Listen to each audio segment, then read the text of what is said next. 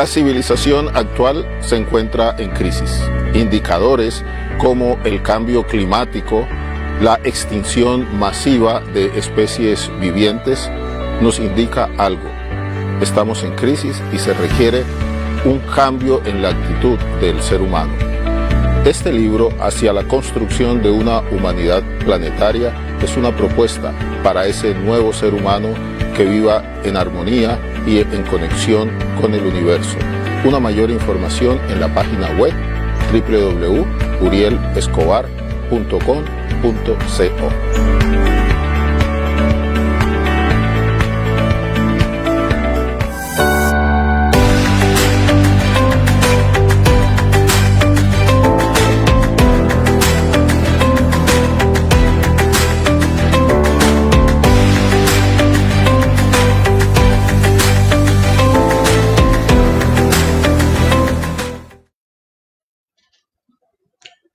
Muy buenas noches. Bienvenidos al programa institucional Mente, Cuerpo, una ventana a la salud mental. Quiero comenzar dándole los agradecimientos a las personas que nos han seguido a lo largo de este programa, la fidelidad. Tengo que darle esos agradecimientos. Mente Cuerpo es un programa que es patrocinado por Psico, Salud y Transformación, una institución dedicada al tratamiento de los trastornos mentales y especialmente de las conductas adictivas. Tiene sus sedes en la ciudad de Cartago, Pereira, Dos Quebradas y próximamente en el Caribe colombiano. Los temas que tratamos tienen que ver con la salud mental del individuo, de la familia y de la comunidad en general. Siempre tratamos de que sean temas de beneficio para quienes nos siguen a lo largo del programa. Hoy tenemos un programa que yo considero muy especial porque tiene que ver con los procesos educativos. Nelson Mandela decía que lo que transforma a una sociedad es la educación. Y nosotros debemos hacer todos los esfuerzos como educadores para que la educación esté al servicio del ser humano. No solamente que se cumplan unas asignaturas, sino que obedezca a un proceso de autoconocimiento del desarrollo del ser humano. Por eso el programa de hoy, Salud Mental y Educación, el papel de la pedagogía y la literatura en la enseñanza actual, he invitado a dos personas que tienen precisamente como oficio eso, el ejercicio de la educación y también la literatura, como lo vamos a ver posteriormente. Quiero darle los agradecimientos y le doy la bienvenida en primera instancia a Lina Vanessa Palacio Marín. Lina es licenciada en Pedagogía Infantil, es especialista en Edumática, magíster en Pedagogía y Desarrollo Humano. Es docente del la institución educativa Alfonso Jaramillo Gutiérrez y se encuentra vinculada a la línea de investigación y pensamiento educativo de la Universidad Católica de Pereira. Con Lina nos conocemos hace poco, pero en este tiempo que nos hemos conocido ya hemos establecido una relación de amistad muy sólida. Lina, te agradezco que hayas aceptado la invitación a nuestro programa Mente Cuerpo, una ventana a la salud mental. Bienvenida. Muchas gracias a usted, doctor, por todo lo que ha hecho tan hermoso que se conecta también con el mundo de la educación y de la formación. Muy bien, gracias a ti. Y nuestro segundo invitado es Wilmar Ospina Mondragón. Él estudió español y comunicación audiovisual, tiene maestría en lingüística, es docente de la institución educativa Ciudad Boquía y de las Universidades Tecnológica y Católica de Pereira. Es escritor, su novela Carne para Caníbales fue ganadora del premio de los lectores Clexidra Editores 2020. Con Wilmar nosotros mantenemos una comunicación diaria, ¿cierto? Nos estamos ahí siempre retroalimentando. Para mí es un verdadero honor, un verdadero placer, porque considero que Wilmar es uno de los grandes talentos que tenemos, no solamente aquí en Pereira, sino en Colombia como escritor. La novela esta, Carne para caníbales, aquí la tengo, es la primera novela que publicó Wilmar. Les tengo una muy buena noticia. En el día de hoy, en el desarrollo del programa, vamos a rifar 2 ejemplares. Ya les voy a decir a ustedes cuáles son, como dicen, las bases del concurso. Entonces, tienen que estar ustedes muy pendientes. Wilmar, te doy la bienvenida y además, por supuesto, te agradezco que hayas aceptado la invitación a nuestro programa Mente Cuerpo, una ventana a la salud mental. Primero, doctor Uriel, pues agradecer por la invitación, además a un programa tan importante que tiene como principio fundamental el ser y la estadía del ser en el mundo, desde esa situación que nos hace tanta falta como en cierta medida es la salud mental. Para mí realmente es un honor estar en su programa, doctor, y compartir con Lina además también este espacio, una gran conocida amiga de viejas datas, de luchas, de marchas, de enseñanza. Entonces, creo que el honor es mío de estar aquí con ustedes dos. Muy bien. Entonces, comencemos. Y comencemos, como dicen, por el principio. El programa pues se ha denominado el papel de la pedagogía y de la literatura en la enseñanza actual. Entonces, comencemos con el ABC. Lina, ¿qué es pedagogía? Bueno, por acá les tenemos preparado una presentacioncita muy bonita que hicimos Willy y yo para que tengamos un apoyo visual porque yo soy muy visual. Entonces, la pedagogía viene de una raíz etimológica del griego paidón, que significa niño, y de ago, que quiere decir yo conduzco, pero yo conduzco porque conozco profundamente a quien voy a conducir. Siempre la pedagogía está relacionada con los procesos de enseñanza y aprendizaje. Y desde el transcurso de la humanidad, como a nosotros, desde que nos colonizaron, nos enseñaron un modelo que no es nuestro, sino el tradicional que viene de Grecia, de la escuela de Grecia. Yo hice acá varias figuritas. Entonces puse un cuadrito, una línea, un ojito y una cabecita como con el sistema de creencias.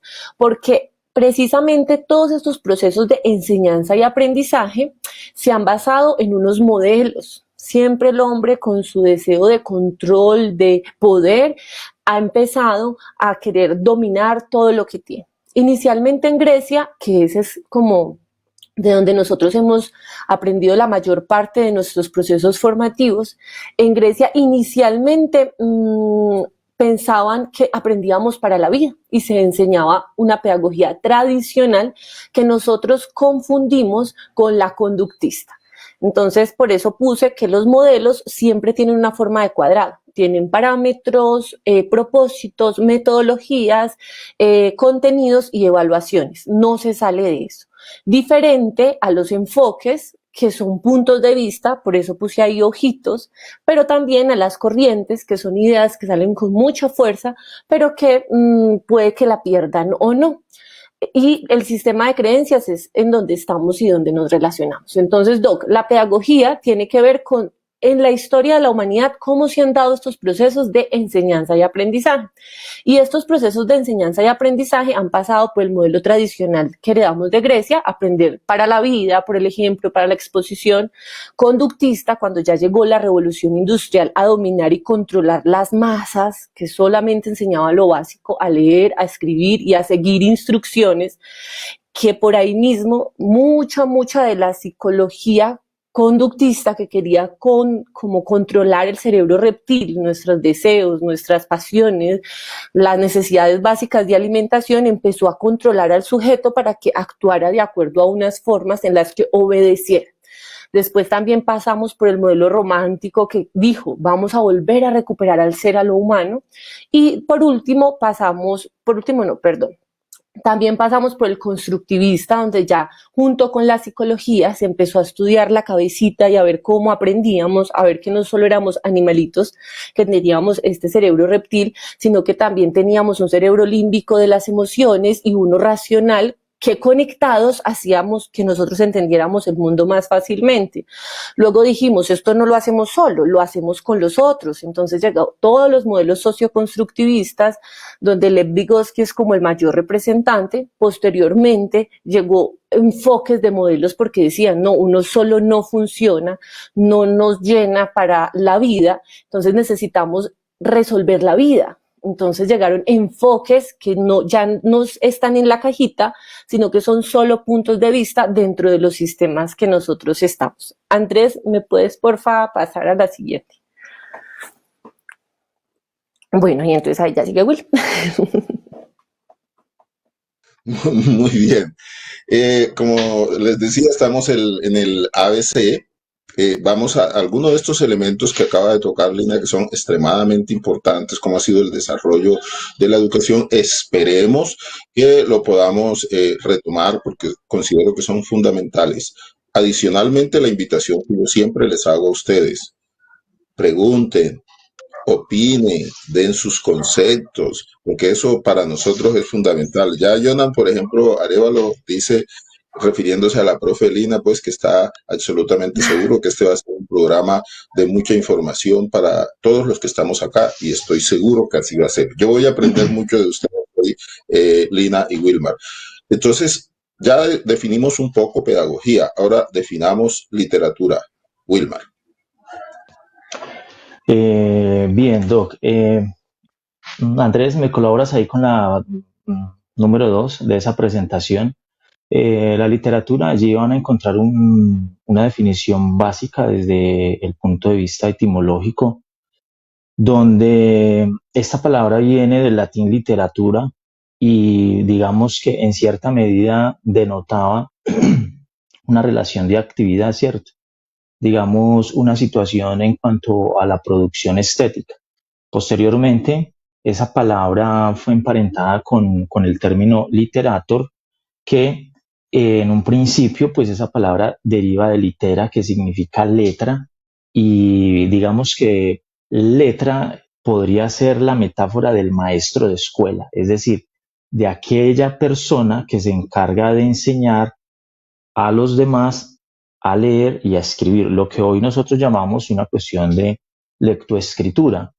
Esa enseñanza de la letra, de la litera, esa enseñanza está remarcada, por supuesto, por lo que nosotros concebimos como una estructura gramatical, es decir, el lenguaje es una ciencia, es un sistema de signos, es un código que tiene unas normas y unas leyes que cumplir. Por tanto, el maestro hoy, el literator, por ejemplo, en aquella época, es aquel encargado de enseñar toda la gramática, la sintaxis, la lectoescritura, cómo el mundo está detrás de un signo, y esto tiene un fondo mucho más, digamos, detrás de bambalinas, por decirlo de alguna manera, tiene un trasfondo mucho más profundo, y es que cualquier persona a la que se le enseñe desde la escuela a descodificar el signo lingüístico sabe leer, pero no todo aquel que lee sabe leer el signo en su profundidad. Es decir, que la letra está en la superficie, lo que es el signo como tal, pero en lo profundo está la descodificación, y en lo profundo, en la estructura profunda, es donde nosotros hallamos lo que se puede denominar la semántica de la literatura. ¿Qué hay en un texto, por ejemplo? ¿Qué me dice a mí una novela? ¿Qué me dice, por ejemplo, una nota periodística, una crónica? De hecho, hoy, con la cuestión de las inteligencias en conexión o de la web, por ejemplo, el pensamiento en red, ¿qué nos dice a nosotros, por ejemplo, un meme, una frase con una ironía? Entonces, la literatura es ese signo en el que se ha anclado la historia de la humanidad. Termina siendo eso. Es ese lugar donde somos, porque no hay otro lugar. Es decir, que si el ser humano, uno de los mayores inventos del ser humano, fue la articulación del código lingüístico del sistema de comunicación, y posteriormente esa invención que está, por ejemplo, en Metamorfosis de la lectura, un autor que a mí me gusta, que se llama Guber Roman, propone que nosotros somos en la medida del signo lingüístico. Es decir, que como sujetos somos en la medida de nuestro lenguaje, en la medida de nuestra palabra, y en ese sentido la literatura no aboca netamente a una situación desde lo narrativo, sino que la literatura es algo mucho más general, es y hace parte de toda esa conjunción en la que se implica el lenguaje, la comunicación, los diferentes discursos, por ejemplo, narrativos, las diferentes formas de expresar los pensamientos y las emociones, por ejemplo. Entonces, la literatura, en el fondo, trae consigo la historia de la humanidad. Y ahorita nosotros lo encontramos fácilmente en libros, en la internet, en portales, pero miremos que el ser humano siempre se ha preocupado por ser un ser literario. Y cuando hablamos de un ser literario, estamos hablando de un ser que se arrima a las letras para poder ser y transformar ese entorno en el que vive con los demás, como lo dice Lina desde la pedagogía. Entonces nosotros miramos, por ejemplo, mucho antes cómo el ser humano primitivo plasmaba, por ejemplo, sus vivencias diarias en las cavernas, con la pintura rupestre, por ejemplo, digamos en la corteza de los árboles, en los huesos de los animales, y con ese plasmar del mundo, del escenario en el que estaba, lo que hacía este hombre primitivo era generar un espacio literario para entender el mundo y entenderse como un sujeto en el mundo, porque eso es lo que nos permite la literatura, entendernos como sujetos en un mundo en el que todo gira en torno a algo, por ejemplo, de lo que se llama el significado. ¿Qué significa para nosotros, por ejemplo, incluso Doc, pues que está acá con nosotros, la psicología estudia el comportamiento humano también desde la palabra, Lacan, por ejemplo, Jung, la mayoría de ellos, por ejemplo, la palabra es vital, la palabra es esencia. Entonces, en ese sentido, la literatura y esa definición etimológica es muy bella porque no solamente nos dice somos letras, sino que también nos dice somos letras que enseñamos a otros a hacer letras, porque no necesariamente Lina o mi persona somos profesores. El doctor Uriel también es profesor. Alguna de las personas que está escuchándonos en este momento es profesor en la medida en que educa a su hijo en algunos valores, en algunas creencias, en algunas cosas, y digamos que le permite unos saberes, es decir, lo va formando a través de la letra.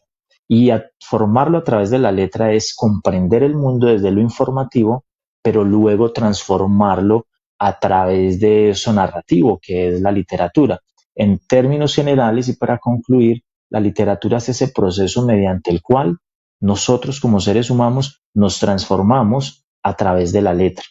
Entonces, la literatura siempre va a ser esencial en la vida del ser humano. De hecho, hay para redondear la idea, hay un libro que pues, a mí me encanta, se llama Paideia, de Werner Jaeger, y uno encuentra allí todo el recorrido, por ejemplo, de lo que hablaba Lina de las pedagogías occidentales, emanadas, por supuesto, desde el mundo clásico, desde los griegos, pero uno encuentra que ellos allí ya tenían, por ejemplo, dos funciones determinantes, el saber ser y el saber hacer o los saberes técnicos, pero estos estaban anclados o amparados o sustentados en la retórica, en la dialéctica, es decir, en la palabra, lo que Platón denominó el mundo de las ideas, pero que digamos que de una u otra manera también el mundo de los sentidos, porque Sócrates, Platón, Aristóteles y Sócrates, bueno, todos ellos revolucionaron este momento desde ese punto de vista. Entonces, la literatura es esa manera de ser en la medida de la palabra. Muy bien, hemos definido los dos conceptos básicos, la pedagogía y la literatura. Ahora nos vamos a adentrar en un campo que es bastante extenso, bastante amplio. Invito a quienes nos están siguiendo a que hagan sus comentarios para que nos enseñen. Todos aquí estamos aprendiendo. Yo siempre he sostenido que nosotros somos aprendices de la vida, ¿no? Y cada uno de nosotros Total. tiene algo que aportarnos.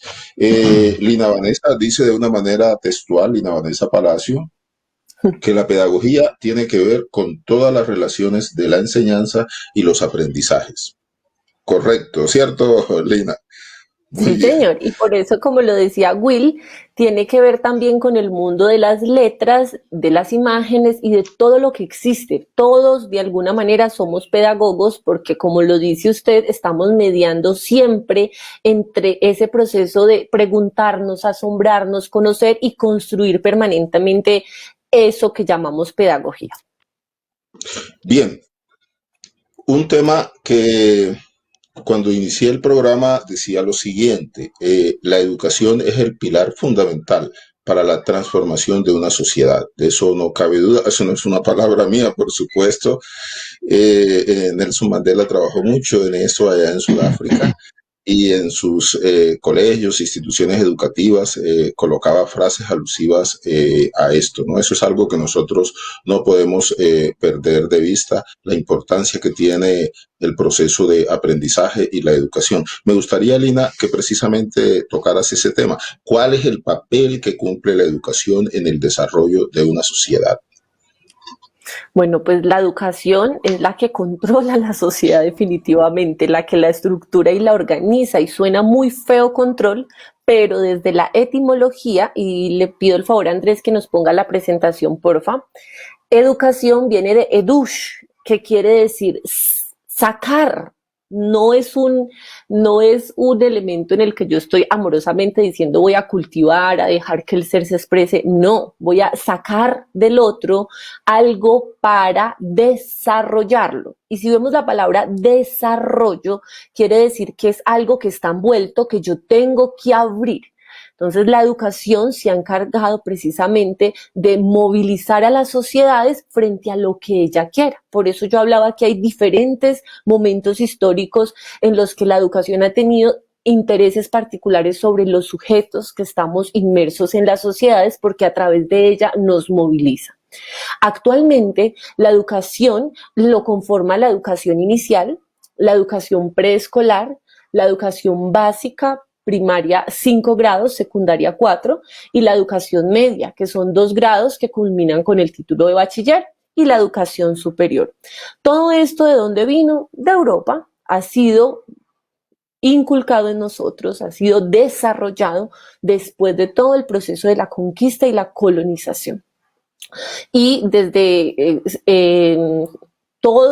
como todos los referentes pedagógicos históricos han dicho, bueno, ¿cómo vamos a controlar a las masas para que en cada momento nos den algo de lo que nosotros necesitamos? Actualmente la educación dice que debe ser un proceso que nos forme permanentemente, es decir, no que nos eduque, sino que nos forme, que dé forma, que cultive, que nos acerque a la cultura, a todos estos saberes que nos decía Will ahorita, a lo que ocurre en Oriente, Occidente, Norte, Sur, a los procesos de interacción social, de integración como persona humana con dignidad y con derechos, porque hemos visto que las sociedades están dadas en contextos violentos y agresivos. Sin embargo, ¿cómo va a ser esto posible cuando importa, por ejemplo, en Colombia, más la cobertura que la calidad de la educación? Entonces me traje un gráfico que tiene que ver con el Ministerio de Educación, lo saqué, esto es un dato del año pasado, del 2020, que nos habla de cómo está la educación en Colombia, ese proceso de formación inicial, preescolar, básica, media y de educación superior. Pues nos dice que durante este año que acabó de pasar 2020, hemos ido disminuyendo en transición, en primaria, solamente estuvimos estable en primaria, en secundaria aumentamos un poquito la cobertura y dice que también aumentamos la cobertura en media, pero no nos dan la estadística de los niveles superiores. ¿Me puedes, por favor, pasar a la siguiente, Andrés? En los que no nos están diciendo que ya no estamos llegando a la educación superior por las condiciones en las que estamos viviendo. Y ahorita con la pandemia eso se agudizó un montón más, porque estos procesos, que son los procesos que han estado dados para que tanto los docentes como los estudiantes en todos estos niveles generen procesos formativos, no han sido sino procesos en los que nos llenan de conocimientos, de información, pero que se han despreocupado por lo humano. Por eso los indicadores de la OCDE, de la Organización de las Naciones Unidas, que son de afuera, siguen siendo de afuera, vienen y nos dicen, no, ustedes no sirven para para adquirir informaciones y contenerlas, para hacer problemas contextuales, porque en nuestra realidad actual nosotros estamos superviviendo y la estadística nos lo demuestra. Entonces, en este segundo gráfico que saqué del DANE, podemos ver que no hay datos, ni siquiera del 2020 y menos del 2021, de cómo están los procesos de educación superior. Y cada vez más van disminuyendo. Acá en este gráfico vemos que para mujeres, como siempre, ha disminuido un montón, y para los hombres sigue siendo mucho más fácil, y por eso acá hay un índice muy importante en las desigualdades. Hemos bajado en el acceso de posgrados, de la educación superior, hemos aumentado un poquito en los técnicos porque necesitamos mano de obra que trabaje rápido en las empresas. En la educación media se ha aumentado, sin embargo, vemos que en la educación primaria se ha disminuido, y que más del 70% de la población de los niños de básica primaria que están en el campo o en los accesos de difícil lugares de difícil acceso, pues no llega a esto. Entonces, actualmente la educación, como lo decía el doctor, está en crisis, en términos estadísticos, en términos reales, y eso es lo que venimos un poquito a conversar de entonces qué hacer frente a eso. Bien, Mafalda, en una de las caricaturas, que tan genial Mafalda, dice que el problema de no leer es que creemos lo que digan los demás, ¿cierto? Eso es un elemento que considero fundamental. Y hay un aspecto, y es el siguiente, Wilmar, que quiero plantearte, ¿no? Y es que cuando se hacen los estudios con respecto a la lectura de la población en general, nosotros en Colombia el promedio de lectura es un libro al mes, ¿cierto? Y en Argentina y en otros países las personas leen al mes entre 40 y 50 libros, hablando de Argentina, Chile, pues. Y en Europa ni se diga, ¿cierto? La diferencia es abismal. Pero antes, Wilmar, de que hables con respecto a la importancia que tiene la lectura y la literatura en el desarrollo, no solamente de la educación en general, sino en el desarrollo del individuo, los invito a ustedes para que den sus aportes. Aquí hay algunos aportes que vamos a leer de pronto en la segunda sección vamos a hablar sobre cada uno de estos aportes que ustedes están haciendo, porque es la parte fundamental del programa. Entonces, voy a hacer un pequeño paréntesis para lo que les dije al comienzo. Tengo aquí en mis manos Carne para Caníbales, la primera novela escrita por Wilmar, uno de los talentos que nosotros tenemos acá en Pereira para Colombia y para el mundo. Yo he tenido la oportunidad de leer la novela e hice una reseña sobre esta novela. Esa reseña va a salir el próximo domingo en lecturas dominicales de El Diario. Las personas que quieran tenerla, por supuesto, se pueden comunicar y con mucho gusto yo se las envío. Les decía que vamos a hacer 2 rifas. O sea, ustedes se van a hacer acreedores a este libro, Carne para Caníbales. Antes de que el autor responda a la pregunta acerca de la importancia de la lectura y la literatura en el desarrollo del ser humano, les voy a hacer la primera pregunta. La persona que me conteste, nombre de la novela y el autor, se hace acreedor a este libro, Carne para Caníbales. Primero voy a hablar, miren cómo estoy hoy de botado, como dicen coloquialmente. Voy a darles todas las indicaciones. Primero voy a relatar un personaje de una novela universal, o sea, es conocida en todo el mundo, de uno de los mayores literatos. Y el libro Carne para Caníbales tiene bastante que ver con esta historia que les voy a contar. Entonces usted, el primero que me diga quién es el autor, ¿cierto? ¿Cuál es el nombre de la novela? Se hace acreedor a Carne para Caníbales. Bien, la historia en esta novela se relata, no pueden participar ni Wilmar ni Lina, para que sepan. La historia de esta novela es el de un joven bastante pobre. Él trata de seguir sus estudios, pero definitivamente muy difícil por la situación económica. Entonces, tiene que suspender sus estudios a pesar de que su señora madre y a pesar de que su hermana trataron de enviarle dinero Tengo la respuesta. sí, para, para terminar sus estudios. Les voy a dar otro elemento más. Imagínense, el autor principal se llama Rodion Raskolnikov. Entonces, ¿quién coloque de primero aquí? ¿Quién lee la novela? Y el autor se hace ganador a carne para caníbales. Bueno, Wilmar, adelante, por favor. La importancia de la lectura y la literatura en el desarrollo del individuo y de la sociedad. Bueno, esa es una pregunta muy interesante, demasiado diría yo.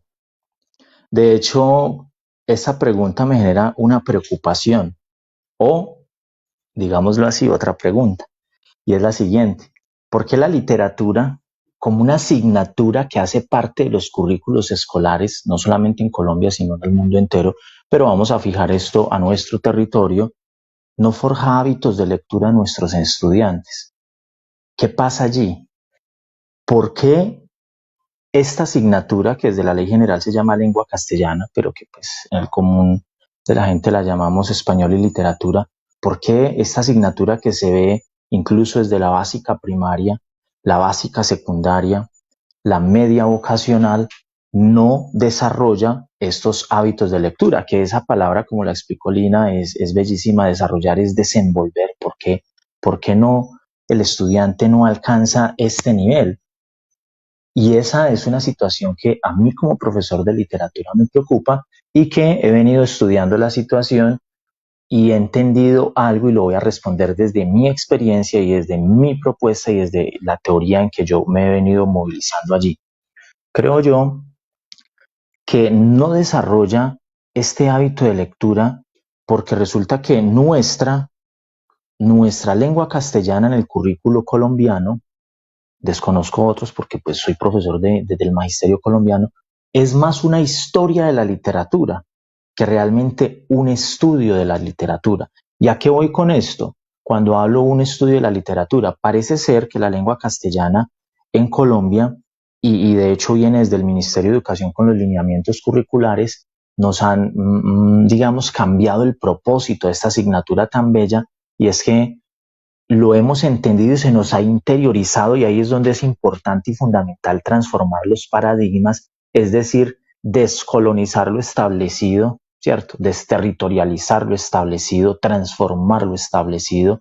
Es preferible arriesgarnos a lo nuevo y no perdernos siempre en lo mismo. Y entonces, en ese sentido, si desarrollamos una asignatura como una arqueología de la literatura, pues caramba, creo yo que los estudiantes se aburren porque pues en los textos guías está quién fue Homero, qué fue la Iliada, qué dice la Odisea, en qué momento fue escrita. Por ejemplo, entonces van a encontrar qué es el Decameron con Giovanni Boccaccio, por ejemplo, o van a encontrar en los textos guía, que es lo que normalmente el profesor hoy se aboca hacia ello, es por ejemplo, qué sé yo, el Cantar del Mío Cid, el mismo Don Quijote de la Mancha, quizás, por ejemplo, no sé, las mismas flores del mal, el momento.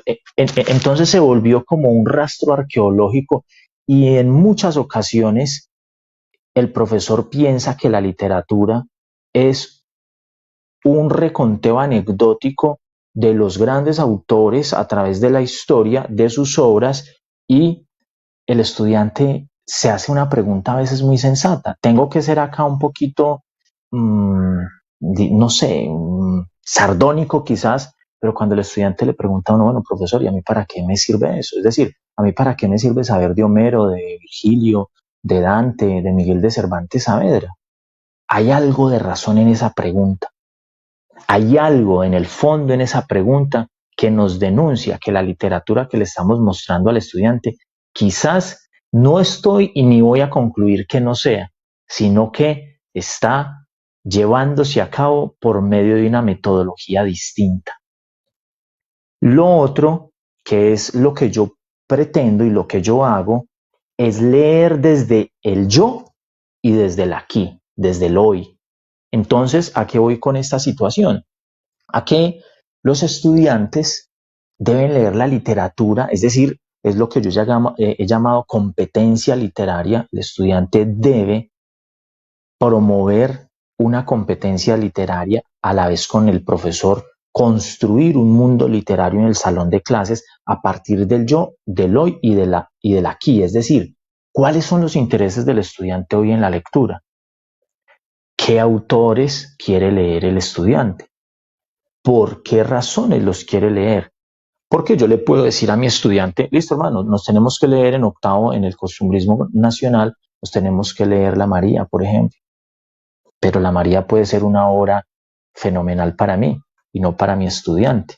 ¿Por qué razones? Porque mi estudiante no ha ganado, no ha desarrollado. Yo como profesor no he desenvuelto esa competencia de valga la redundancia, de ese gusto por la literatura, de esa competencia literaria. Entonces, es algo bien complejo porque lo que pretendo decir es que si nosotros le enseñamos el gusto por la lectura a nuestros estudiantes a partir del hoy, del aquí y del ahora, es decir, textos, es lo que también he llamado lectura en contexto. Por ejemplo, pues no sé, un estudiante nuestro podría leerse Mi hermano Paulo. Y el hecho de que a mí, por ejemplo, quizás no me guste la literatura del narcotráfico, no podría yo señalar o satanizar al estudiante porque es una apología al narcotráfico colombiano. Quizás es una buena oportunidad para reescribir la memoria histórica que tenemos nosotros sobre el narcotráfico en el país y desarrollar otras aristas a través de ese gusto que el estudiante puede tomar a través de un texto como este. O, bueno, el texto que dio tanto auge de una chica secuestrada por la mafia yakuza, o los textos de Paulo Coelho, que por ejemplo gustan tanto. Pues el hecho de que a muchos no les guste Paulo Coelho en lo particular, pues lo leo por una cuestión pedagógica, no significa que los estudiantes no puedan leerlo y que no lo haga bien. Entonces, como profesores, deberíamos pensar más bien en cómo desarrollar la competencia literaria desde el yo, desde el aquí y desde el ahora, es decir, una lectura en contexto. Y en ese sentido, solo cuando el estudiante tenga ese gusto y ese placer por la lectura, podríamos ir al antes, lo que yo he denominado el antes, por ejemplo, y el ayer. Listo. ¿Qué significa el antes y el ayer o el allí? Que cuando el estudiante tiene esa competencia literaria ganada, seguramente se va a interesar por la Divina Comedia y va a ser un texto fenomenal. Y no va a mirar porque lo primero que miramos es, ay, ¿cuántas páginas tiene, profesor? ¿Por qué? Porque va a entender que no es cuántas páginas tiene, sino el placer que hay en digamos, la transformación a través de la palabra, de la litera, de la letra, y cómo esa lectura le genera un goce estético, un placer personal, le abre unas ventanas al mundo y le permite algo que Lina dijo muy importante, transformarse como sujeto en un mundo que necesita ser transformado, porque es que estamos en un mundo estático, parece que se mueve, pero realmente el mundo se mueve en la medida en que se transforma el saber. Y el saber es una palabra muy bonita porque también está emparentada con el sabor. Entonces, la literatura no puede ser para mis estudiantes como me sabe a mí, sino como le sabe a mis estudiantes. En ese sentido, yo puedo ir desarrollando, desenvolviendo esa competencia e irles inculcando unas lecturas de, por ejemplo, lo que yo denomino el allí y el antes o el ayer. Entonces vamos a comprender por qué es importante la Ilíada, por qué es importante, por ejemplo, el Decameron en la literatura medieval, etcétera, etcétera. Y es eso. Tengo una metáfora muy bonita para decir esto, Doc, y las personas que nos escuchan, y Lina. Enseñar la literatura como un rastro arqueológico es como poner un corazón encima de la mesa para diseccionarlo. Solo que es terriblemente grave cuando se pone el corazón encima de la mesa para diseccionarlo y entenderlo. El corazón está muerto, ya no cumple sus funciones vitales. Entonces, ¿hasta dónde tiene un sentido de una lectura en contexto real? Diseccionar el corazón en una mesa cuando ya no tiene sus funciones vitales. Pasa lo mismo con la literatura. No es posible que un estudiante se lea, por ejemplo, el Popol Vuh, que es un texto bellísimo, digamos, en cierta medida hay un rastro, hay una españolización por ahí del Popol Vuh, pero que es un texto en gran medida bellísimo sobre nuestras mitologías precolombinas. Entonces, un estudiante en noveno no se leerá el Popol Vuh con ese agrado que hay detrás de esa obra, porque no ha desarrollado esa competencia literaria. Ahora bien, la pregunta es, bueno, ¿y entonces cómo la desarrollamos? Se desarrolla desde múltiples ángulos y desde múltiples dimensiones.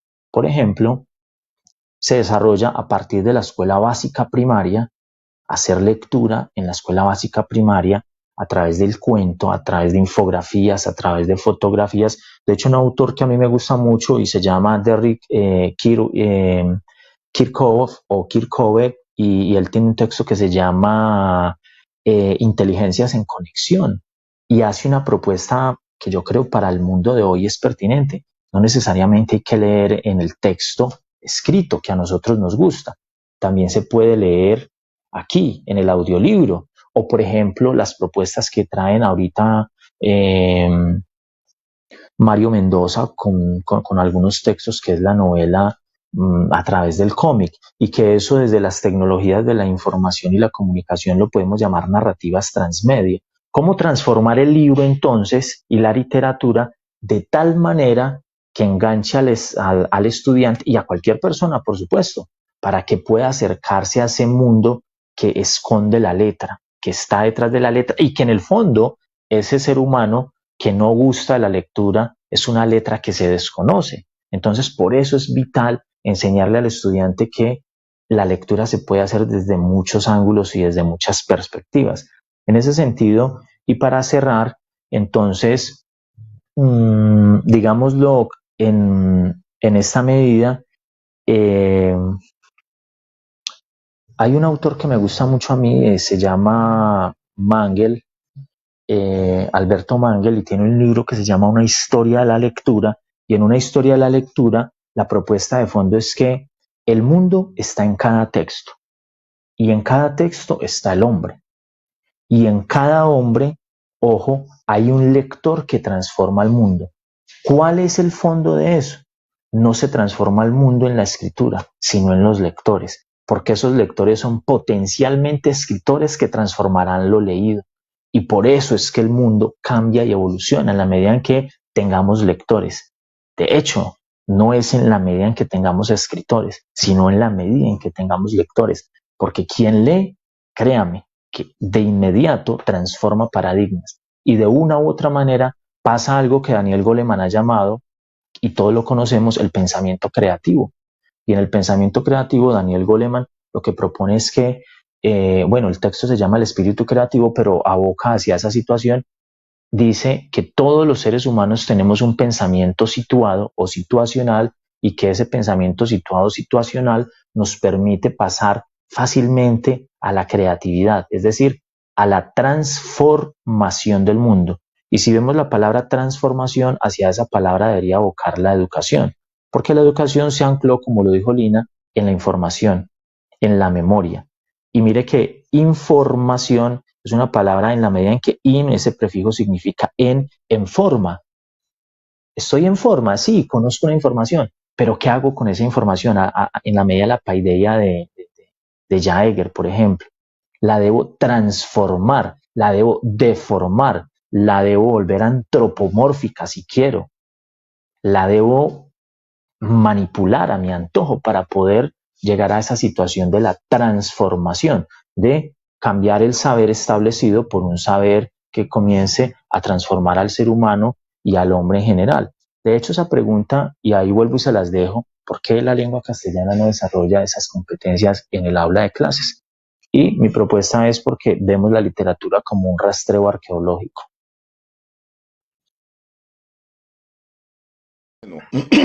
Darle los agradecimientos a las personas que nos están siguiendo. Hay muchos comentarios. La segunda parte del programa lo vamos a dedicar a hablar un poco acerca de los comentarios que ustedes han hecho.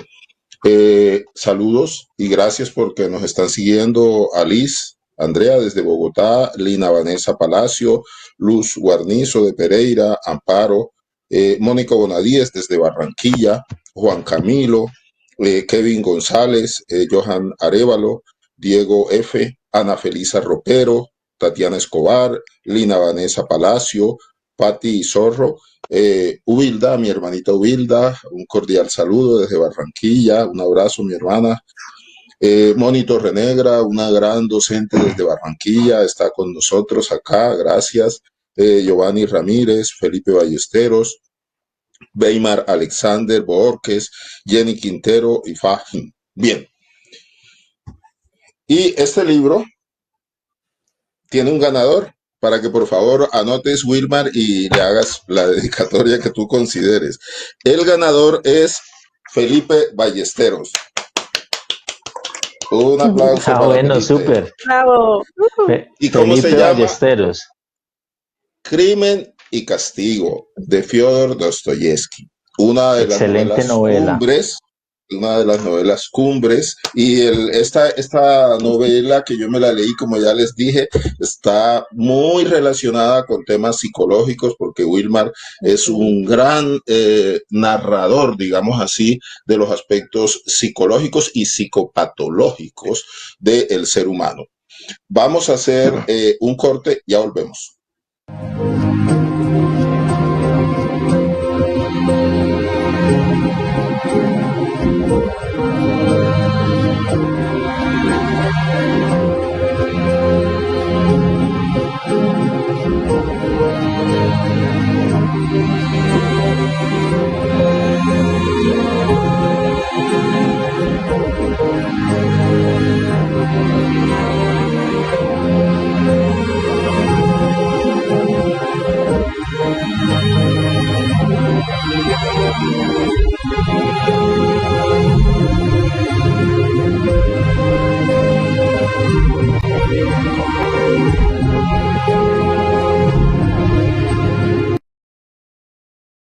Hola, un cordial saludo.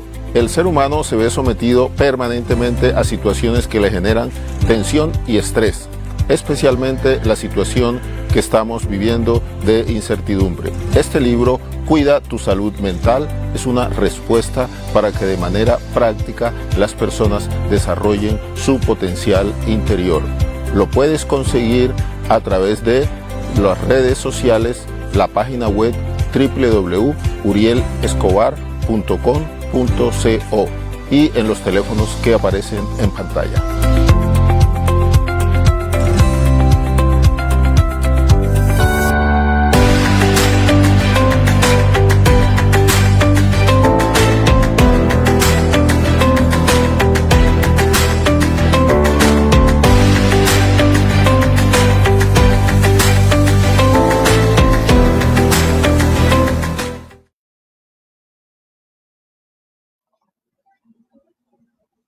Bueno, continuamos con el programa. Vamos en esta segunda parte, a leer de manera textual algunos comentarios que nos han hecho acá, que por supuesto considero que son fundamentales, y por eso hacemos este programa. Y comenzamos con un comentario que hace Giovanni Ramírez, que dice lo siguiente: soy estudiante del maestro Wilmar y constantemente nos incentiva a participar de este tipo de espacios tan enriquecedores. Aplausos para los transformadores del mundo que usan las letras como medio de construcción cultural. Muchas gracias. Gracias a ti, Giovanni. Hemos mencionado en el día de hoy que definitivamente a través de la lectura, a través de la formación, a través de la educación, podemos lograr la transformación no solamente del individuo, sino también de nuestra sociedad. Guillermo Giraldo nos dice: saludos para todos. Lina, qué interesante ver tus avances en la educación. Recuerdo tu vida estudiantil en la normal. El rector Guillermo Giraldo. ¿Estudiaste en la normal, Lina? Sí, señor, y fui profe del programa de formación. Ok, ¿y te acuerdas del rector de Guillermo Giraldo? Bueno, Saludos a Pilar Guillermo, nos dice, sí, señor. ok, Pilar nos dice: la literatura y la pedagogía son en sí mismas herramientas para el aprendizaje y la enseñanza de una cultura humana, crítica y permanente. ¿Qué tienes que aportar a eso, Lina? Pues precisamente de eso iba a seguir conversando, porque Will nos plantea un mundo que es seductor. De hecho, un comentario más abajo dice, no, yo ya quiero empezar a leer. Por allá en el siglo XVIII, cuando se empezó a profundizar el conocimiento psicológico y psiquiátrica con Freud, como lo dijo muy bien en estos días María Teresa Andrueto, que es una de las ganadoras del premio Hans Christian Andersen, que es algo así como el Nobel de Literatura para niños y jóvenes, decía, en ese momento de la historia de la humanidad empezamos a ver que el humano era un enigma que había que pasarlo por lo que es humano, por los sentidos, las sensaciones, las percepciones, y se dieron cuenta que eso no estaba en la estructura formativa. ¿Por qué? Porque el sujeto era un objeto mercantil que se necesitaba para que produciera intereses, platas, para enriquecer a los países. Entonces, cuando empezó la gente a pensarse desde esto, como así que hay acceso a otros mundos, a otras creaciones, a otras posibilidades, se empezó a fortalecer la literatura, que es el acceso a una cantidad de mundos posibles e inimaginados y que es un componente netamente humano, porque narra, cuenta, como decía Will, expresa a través de imágenes. Entonces, lo siguiente que vamos a conversar, y le voy a pedir el favor a Andrés que me ponga la presentación, es entonces nosotros cómo hemos hecho en el sector oficial procesos formativos centrados en lo humano. Y quiero comenzar con una frase de uno de mis grandes maestros que se llama Miguel González, que dice así: enseñar es asombrar con un misterio, y para ello debemos enamorarnos de un enigma, el enigma humano. Entonces, todos los procesos que nos invitan a pensar en lo humano empiezan a trabajar desde el ser, caracterizándolo no solamente desde lo físico, cómo es, qué edad tiene, para ver a qué grado va, sino qué sabe, qué desconoce, qué conoce, qué le gusta, qué no le gusta, en qué tiene fortalezas, en qué tiene debilidades. Y aquí hay muchos científicos que nos ayudan a ver, como lo decía Will, cuál es nuestro tipo de inteligencia. Goleman, Gardner, Valdemar de Gregory nos habla de las inteligencias, del cerebro triádico, en cual somos en todos los momentos. Cada día somos distintos porque somos vida y la vida se transforma constantemente. En cada momento, yo en qué me siento más fuerte frente a lo que no vemos que está fortalecido, entonces ejecutar un plan para fortalecerlo. Esto no solo desde el ser, sino también desde los conocimientos que dicen que debemos tener, los estándares y las competencias, porque son necesarios también. Pero si le damos la vuelta al pastel del Estado y empezamos por el ser, que es lo que hemos estado haciendo en este momento donde yo trabajo, que es en el Alfonso Jaramillo Gutiérrez, estamos viendo que a ese sujeto se hace preguntas y se interesa por cosas, y ahí es donde la literatura ha adquirido una carga fuertísima. Nos ha permitido enganchar eso que él siente y ve, y verse reflejado, espejeado, identificarse o decirse, no, esto es extraño a mí. Entonces, junto con estas preguntas que son de los sujetos, se arma un plan para mirar qué de lo que él quiere conocer y de lo que el Estado dice que necesitamos lo vamos a alcanzar como un plan cualquiera. Luego le colocamos a quiénes vamos a adquirir, a qué personas, a qué establecimientos, a qué situaciones, y por último, cómo vamos a saber que esto lo hemos aprendido. ¿Me regalas la siguiente diapositiva, porfa, Andrés? Todo esto tiene una raíz que se pregunta por el ser desde nuestros ancestros. Ustedes dirán, ay, pero ¿qué es eso de las epistemologías del sur? Pues epistemología viene del griego episteme, conocimiento, y logos, que es el saber, es decir, el conocimiento del saber ubicado en el sur. Nosotros estamos ubicados en el sur de los continentes y por tanto tenemos formas muy distintas de aprender a la que nos ha impuesto el Estado, que son del norte. Ustedes tienen que ser de esta forma, saber, contar, enriquecernos. No, nuestra memoria ancestral, como lo decía Will, es pluridiversa. Entonces, las epistemologías del sur, que arrancan con Paulo Freire, que se preguntan por cómo yo accedo a mi conocimiento cultural, a enseñar y a leer desde mi vivencia, desde el maíz, desde el arroz, desde la papa, desde lo que tengo cerca, cómo accedo a este lenguaje que está codificado y cómo esto tiene sentido para mí, para conocer el mundo que también está escrito en códigos, me permite a mí relacionarme con otros saberes que parten desde las sensaciones, las emociones y para llegar a hilar eso con los pensamientos. Estos son dos procesos que se hacen significativos. Entonces, hemos utilizado en nuestras prácticas pedagógicas los saberes de las epistemologías del sur. Nos hemos querido acercar a cómo aprendían nuestros ancestros. ¿Me regalas la próxima? Porque ellos decían que nosotros teníamos conocimientos pluriversales, no universales. Nosotros vamos a la universidad, una sola de ver el saber, de versarlo, mientras que nuestros ancestros tenían cosmovisiones de sus mundos.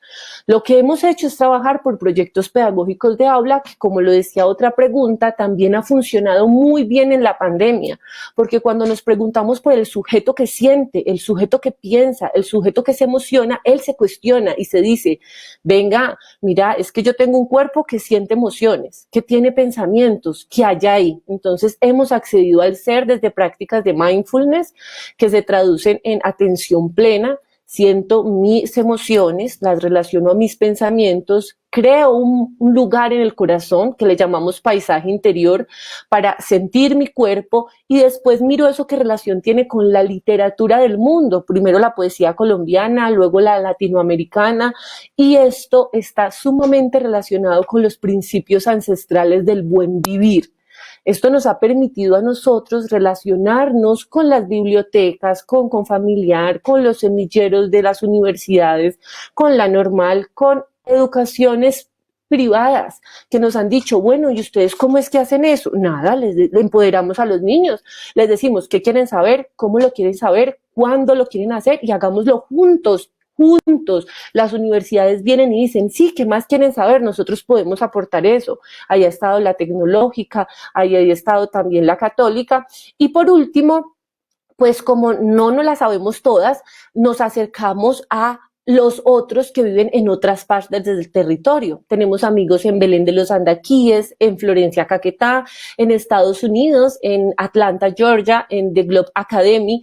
¿Por qué? Porque nos juntamos para ver qué estamos aprendiendo y les compartimos lo que hacemos. En este caso hemos compartido como nuestros paisajes interiores que los hemos hecho a través de un tipo de poesía que se llama haiku y que, bueno, por ahí también tengo un videito en las redes sociales en YouTube que cuenta cómo los niños de tercero que no sabían leer ni escribir aprendieron a hacerlo primero sintiendo su cuerpo, sus emociones, llegaron a conceptos estructurados de la lengua primero pasándolo por su cuerpo. Todo esto tiene una base teórica ancestral que se cultivó desde Fals Borda, como lo dije, Freire, Hugo Semmelmann, que trabajó todas las epistemologías del sur, Martha Nussbaum, que dijo, tenemos que recuperar lo humano porque se ha sacado de la universidad, de la academia. En Estados Unidos estamos en crisis porque sacaron la literatura, las artes, las humanidades.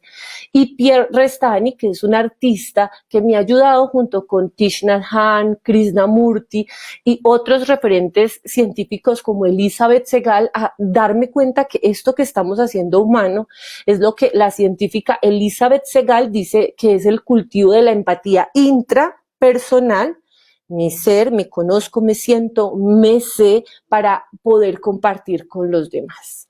¿Me puedes regalar la última? Porfa, la diapositiva. Entonces cierro con esto de cómo entonces tener salud mental y una educación de calidad en escuelas públicas, en línea.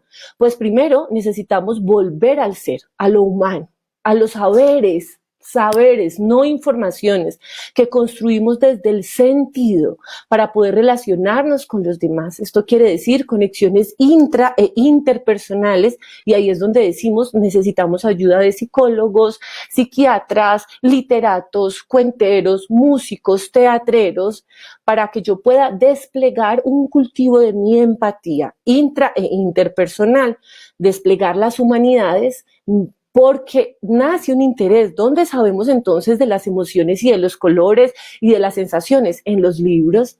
¿Dónde sabemos que alguien nos está narrando las historias que nos están pasando? En los libros. Esta mañana leímos un cuento que se llama Vacío, de Ana Llenas, que es una escritora española que se dedica al mundo emocional, y cuando terminamos un niño me dijo, profe, pero eso que leímos es lo que hacemos en mindfulness. Entonces es ver que en otros países, en otros lugares, sentimos muy parecido, nos conmueven cosas muy parecidas, tenemos miedos muy parecidos y aún así podemos crear juntos. Porque solo así, con el sentido, los aprendizajes contextualizados y para la vida, podemos desarrollar las sociedades. Nosotros no le podemos pedir a nadie que lo haga por nosotros, sino dándole nosotros el sentido y permitiendo que no haya una verticalidad como lo ha habido todo el tiempo en la educación. Arriba están los que saben, me dicen yo qué tengo que hacer y abajo están los que obedecemos. Acá es una construcción común. Entonces, para tener salud mental y educación de calidad, necesitamos construir juntos y hacer procesos evaluativos como los que nos va a contar Will. Bien, nos iba a contar, porque en este momento se nos acabó el tiempo. Este es un tema muy amplio, muy grande, pero yo quiero hacer unas pequeñas lecturas con respecto a lo que nos han comentado, digamos, quienes en este momento están participando de manera activa en el programa. Yo creo que ya tú respondiste allí a la inquietud que planteaba Idela Ocampo desde Bucaramanga, una gran mujer. Yo sigo un programa que ella tiene que se llama La Minga Cultural allá en la ciudad de Bucaramanga. Precisamente hoy escuché, Idela, tu programa acerca de la espiritualidad en el Pacífico Sur colombiano. Hermosísimo me pareció el programa y estamos pendientes para invitarte a que hablemos un poco sobre esto. Jenny Quintero nos dice, cuando ofrecemos a nuestros niños y niñas el regalo de lectura y la escritura, ellos descubren el poder de acceder al conocimiento, de hacer valer más sus derechos, de alzar una voz. ¿Qué comentarios tienes tú al respecto, Wilmar? Tienes un minuto. Un minutico, bueno, se los voy a decirlo con una frase de un artículo que publiqué el año pasado, si no estoy mal, en Ojo al Eje, y la frase dice lo siguiente: la literatura es el pilar de la sociedad porque es preferible morir por el sufrimiento de lo sabido y no vivir en la esperanza de lo ignorado. Que en el fondo, digamos que esa frase está en un artículo que en este momento no recuerdo el título, pero sé que lo publicamos en Ojo al Eje. Dice eso: la literatura tiene que volverse el pilar de una sociedad, porque es preferible morir ahí, en el sufrimiento de lo que yo sé, porque me permite transformarlo, y no vivir en esa esperanza de lo ignorado, como lo dijo el doctor Uriel ahora con esa caricatura bella de Mafalda. El problema de leer es que siempre le creemos a los otros y no nos creemos a nosotros mismos, que es la primera parte, es leernos para podernos legar a los demás. Y eso es muy significativo en la medida en lo que dice Lina, porque Goleman, por ejemplo, un libro que tiene que se llama Triple Focus, él trabaja tres aspectos fundamentales: la autoconciencia, la empatía y el pensamiento sistémico, es decir, el reconocimiento de la realidad. ¿Y a qué voy con esto? A que la literatura también nos dice que las personas son personas en la medida en que se rodean de otras personas. Y eso es lo que la educación nuestra en muchos niveles ha fallado. Es una educación que no desarrolla competencias, sino competitividades, y son cosas muy distintas. Es decir, el aplauso va para el primero, pero el aplauso debería ser para todos, porque no es importante aplaudir al primero, todos son primeros o todos son últimos. Entonces, si miramos desde Triple Focus, ese texto bello de Daniel Goleman, hay que trabajar siempre la autoconciencia, el autorreconocimiento, para tener esa salud, esa posibilidad de diálogo, de comunicación, trabajar la empatía, atender al otro. De hecho, pensaba en los diálogos que nos legaron los griegos y pensaba en las políticas colombianas, cómo piensan nuestros gobernantes armar a un pueblo que no sabe dialogar. que no es letra, que no es litera, y reconocer el pensamiento sistémico, es decir, la realidad y el contexto en el que nosotros nos desenvolvemos. Entonces, esa frasecita es fundamental para responderle esto a la persona que nos hace el comentario y recordarla. La literatura es el pilar de la sociedad porque es preferible morir en el sufrimiento de lo sabido y no vivir en la esperanza de lo ignorado. Y tristemente, la mayoría de los colombianos vivimos y morimos en la esperanza de lo ignorado. Hermosa, hermosa reflexión.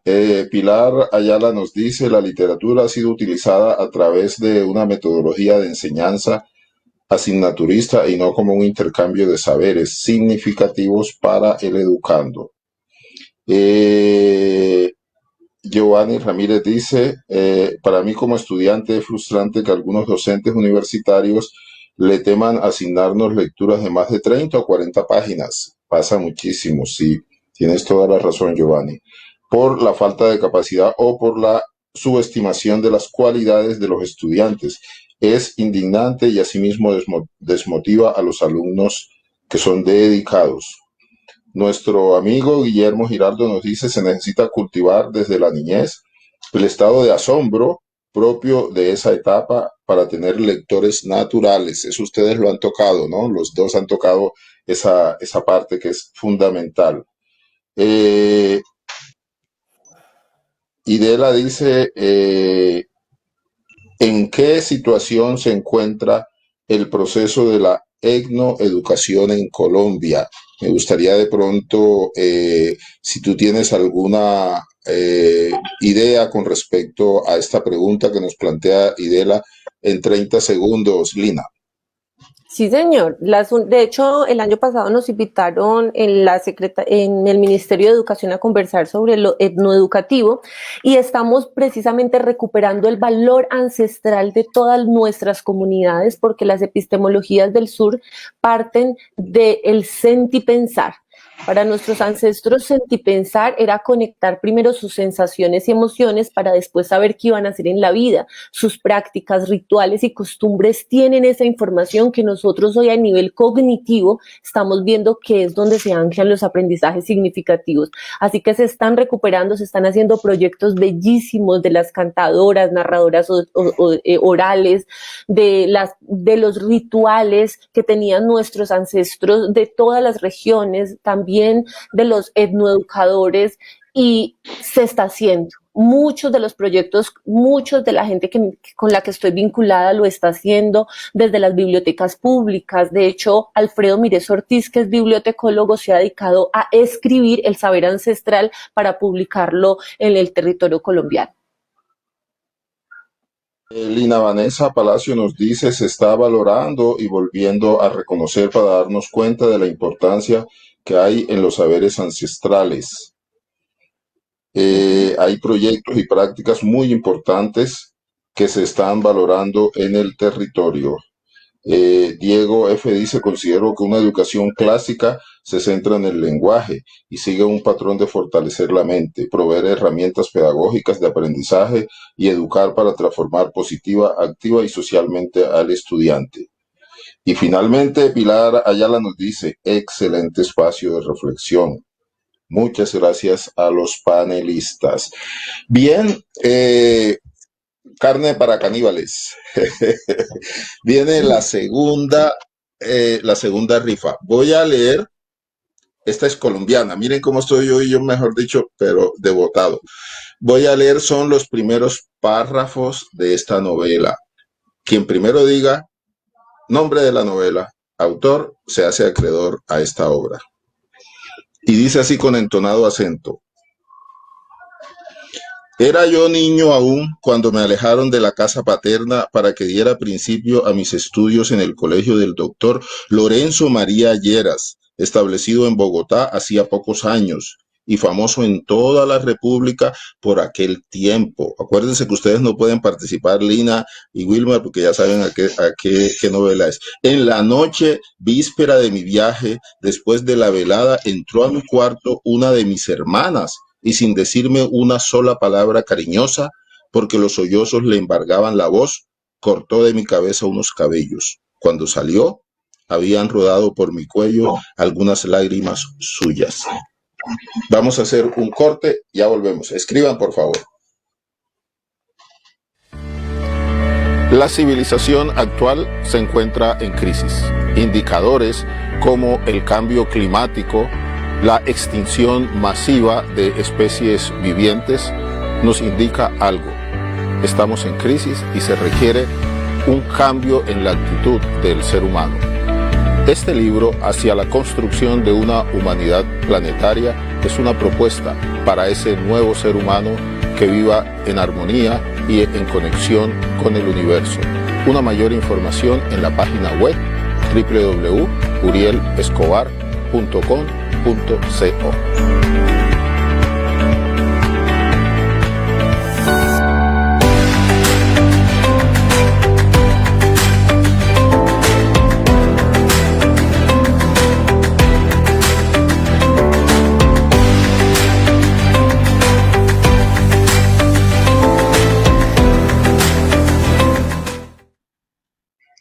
Bueno, tenemos un ganador de la segunda novela, el segundo ejemplar que nos entrega su autor, Wilmar Ospina, para que anotes, por favor.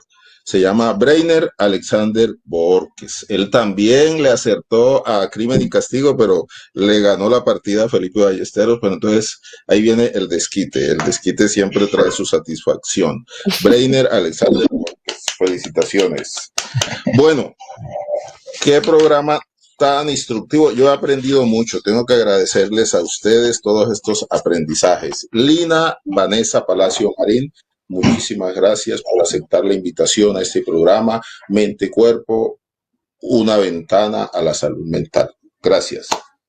Gracias a usted, doctor, por todo lo que ha hecho por el territorio, por los jóvenes de este y otros territorios, a Will por lo mismo, y porque estamos para eso, como para juntarnos y construir juntos esta realidad en la que nos vemos como seres humanos. Gracias, gracias. Wilmar Ospina Mondragón, muchísimas gracias por aceptar la invitación y participar en nuestro programa Mente Cuerpo, una ventana a la salud mental. Doctor, muchas gracias por la invitación. El honor es mío, además que sé de su trabajo y de esa preocupación constante por la estadía del ser humano en la Tierra y digámoslo así, esa armonía que tiene que haber entre el mundo y el ser humano. A Lina, que la conozco de rato por ese trabajo bellísimo a nivel pedagógico que siempre me ha parecido encantador. Entonces, comparto las palabras del doctor Uriel. Aprendí muchísimo hoy, muchísimo. Muchas gracias, de verdad. Yo igual. Gracias, Lina. Gracias, Wilma. A ustedes muchísimas gracias. El próximo jueves, a partir de las 8 de la noche, vamos a tener un programa muy lindo.